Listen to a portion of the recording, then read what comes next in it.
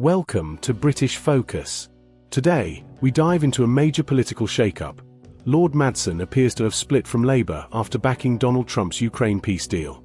Labour has been forced to clarify that this is not government policy, especially after the UK ambassador to the US seemed to break ranks with Keir Starmer on American TV.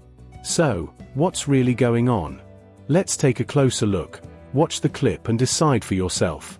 We need a very radical reset, as you say in the caption behind you.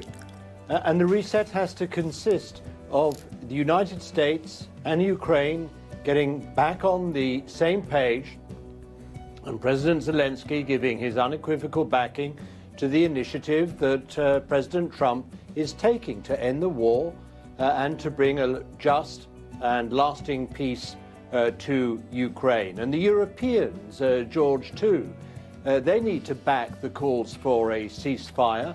And by the way, I think that Ukraine should be the first to commit to a ceasefire and defy the Russians to follow.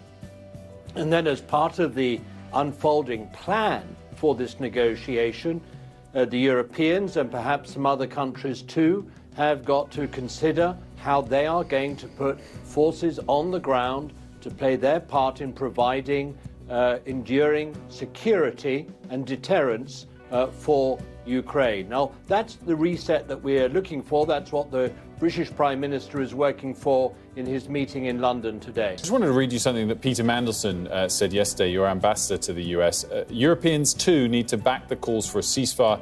And by the way, I think that Ukraine should be the first to commit to a ceasefire and defy the Russians to follow. That is UK government policy now? No. It's certainly right that the Ukrainians want peace. I think of all the people on our continent that want peace, the Ukrainians want it the most. But we're still in discussions, diplomatic engagement with our European, US and Ukrainian friends as to the shape of that deal. But it's certainly right that the war could stop tomorrow if President Putin stopped his illegal and unprovoked aggression. He could stop this war. So what we need to find is a formula that allows a peace that is lasting and durable to be created and then to be defended, because we need to defend this peace. Just as NATO has defended peace in Europe since the Second World War, we will need to find a way of defending that peace in Ukraine as well. So Peter Mandelson misspoke yesterday? That's not government policy, and you wouldn't expect me to commentate on every ups and down in the negotiations. But So, there you have it. Lord Mandelson breaking ranks with Labour, causing confusion and raising serious questions about the government's stance. Is this a sign of deeper divisions within Starmer's leadership, or just a diplomatic misstep? Either way, it's a major political embarrassment. But what do you think? Should the UK support Trump's peace deal, or is Labour right to reject it? Drop your thoughts in the comments, hit like, subscribe, and I'll see you next time. Take care.